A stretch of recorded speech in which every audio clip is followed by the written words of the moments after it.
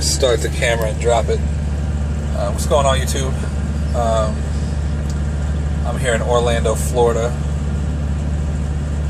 It's noon, 70 some odd degrees, bright and sunny and beautiful.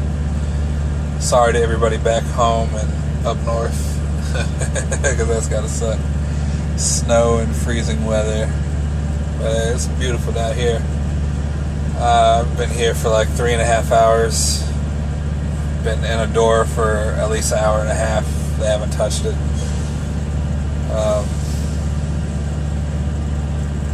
Is what it is. I've tried to make this video a couple times now, talking about a month or 5 or 6 weeks of review. Talking about first going solo and the experience so far.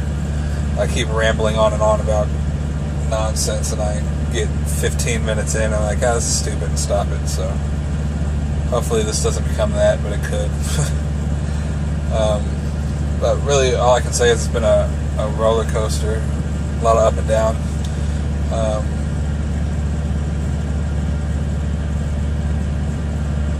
Now seeing if that guy's leaving. He was here before I was. There were 2 trucks, maybe 3 trucks here when I pulled in, and now there's a whole bunch lined up. Like I said, they haven't even opened the door to me yet, but whatever. But yeah, a whole bunch of ups and downs. Going in and out of the shop really stressed me out, because it made loads that weren't that tight on time, it made them really tight on time. It made me, like, what I had planned for the trip changed, and that gets frustrating and stressful, and I stress myself out too much about a lot of this stuff anyway. So that just added more stress, and you're already going to be under pressure and stress when you're out here new anyway.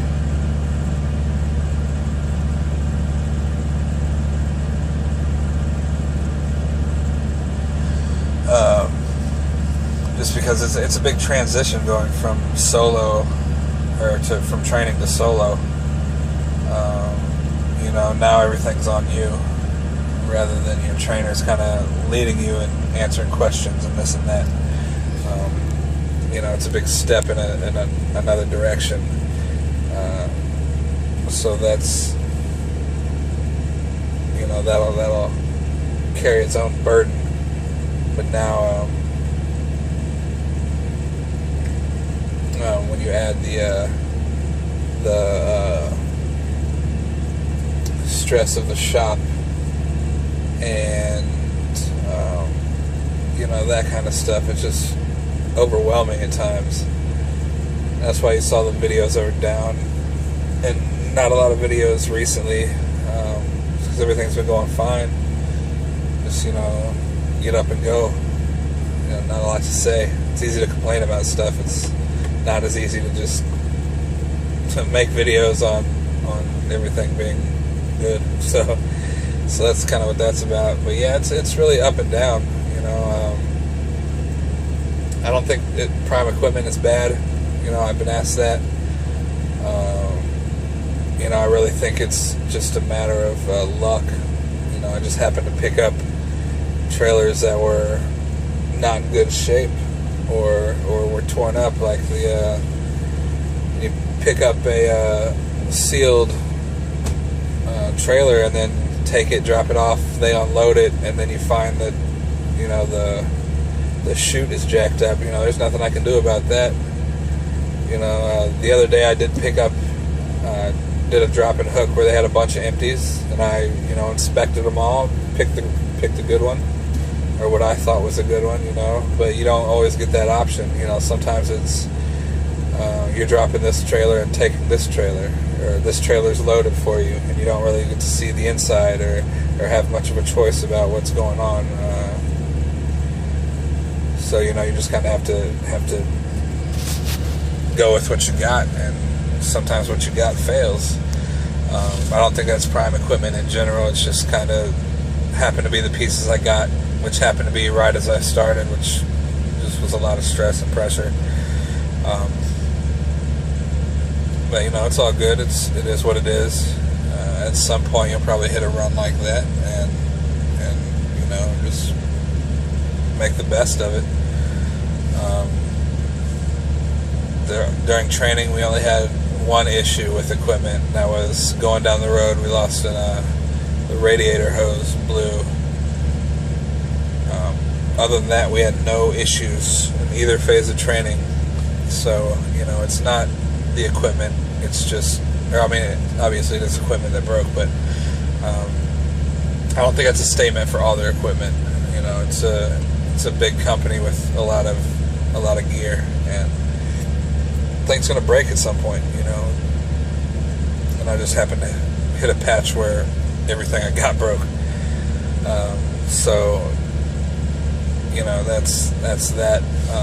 I've also been asked a lot about what I think about Prime as a company in general, and I don't have any complaints. My only complaint is the lightweight truck.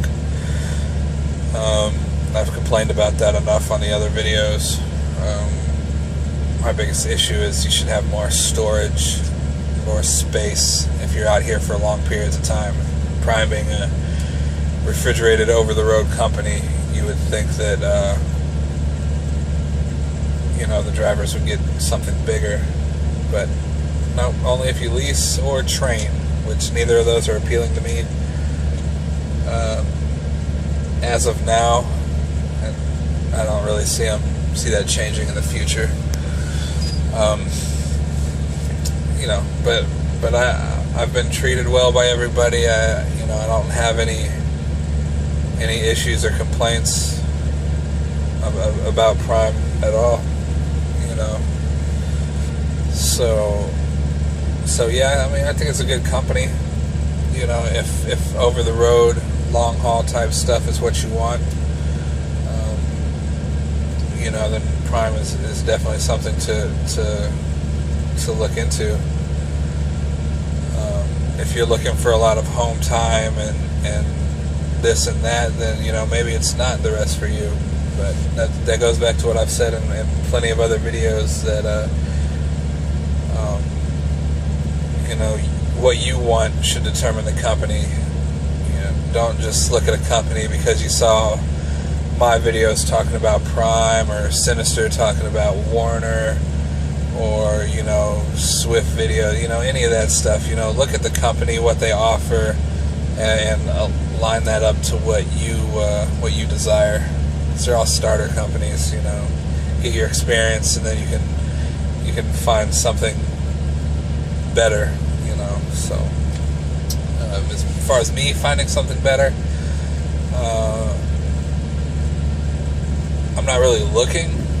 I mean, I've looked at other companies, and you know, I keep an eye on local stuff back home, but it's not something I'm actively pursuing, because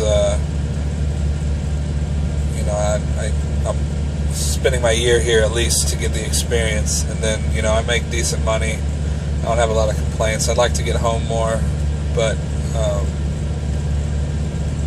I chose to be out this long these first 2 months, and I'll try to come home at least once a month from there, you know, from there on.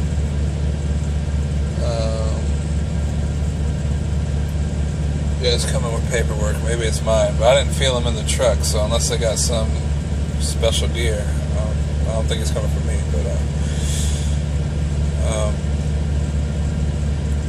yeah, I mean, I'll probably leave at some point, but the money's good. You know, if I could find a place that would pay me the same amount, where I'd take home the same amount, and get home more, then it's something I definitely look towards. But it's coming to me. No, that sucks. But you know, it'll come with time. You know, maybe I don't want to be a driver forever. I don't know. You know, one thing I kind of do fear is being out here for a while and then not having anything to go back to. You know, not having an option because, you know, you're not trained in anything else, and then you're to a point where you're too old to get something else, you know. So I don't know, but I like it so far. And there's always going to be a need for drivers until robots take over, which, probably a long way away. Or drones. You can have some drone freight carriers. But yeah, I guess that's really everything I wanted to touch on in the video. I'm getting better driving. More comfortable, definitely. Backing is a long process to get comfortable with, but I'm getting there. Now that I've been out here making these backing moves and experiencing this, I can sit and watch what other drivers do and actually learn from them, learn from watching them. One of my trainers told me to do that, but when you don't have any chance to practice or not doing anything, you don't really grasp what they're doing. But now that I have been doing it, and I know where I go wrong and what I do good and don't do well, I can watch somebody back in and watch his tires and see what he does compared to what I do and learn from there. And that's really helped these last probably 2 weeks, I think, as far as getting more comfortable with backing into tighter spaces.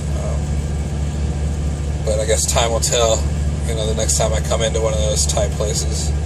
Because nothing sucks, well, there's probably plenty that sucks worse, but it really does suck trying to back into a spot and hearing nothing but people talk shit on the CB, complaining or holding up a bunch of traffic because you've taken a long time to get into a spot. Like, it just sucks. And sure, you can always turn the CB off, but it's just frustrating. And I'll beat myself up over it and all that. But you gotta have a short memory, like I've said before. You gotta forget this stuff pretty much as soon as it happens. Learn your lesson and move on. It's just, the more you dwell on it, the more it's going to snowball and screw something else up, which will screw something else up, and on and on. So, yeah, that's what I got for y'all. It's February 10th. It says sunny Florida, beautiful day. Stuck in here in my truck, waiting for them to get started, at least. But, I did hop outside, enjoyed the weather, and clean my mirrors off and all that. And waiting on this next load. Waiting to get done with this one before I can get my next load. So I think I'm going to go to a rest area once I'm done here. And I think there's one like 10-15 miles away off of Interstate 4. And then hopefully not soon after that, I'll have a load and be ready to go. Hopefully I'm going the direction the load sends me. I don't have to make U-turns or whatever. So that's what I got. So I hope y'all are doing well. I'm sure most of y'all are in the cold, or a lot of y'all are in the cold. Hopefully it warms up for y'all. And I know I'm sure going to be a short trip, and I'll be back up there in the cold with y'all. So until I make the next video on, I don't even know what, I will see you then. So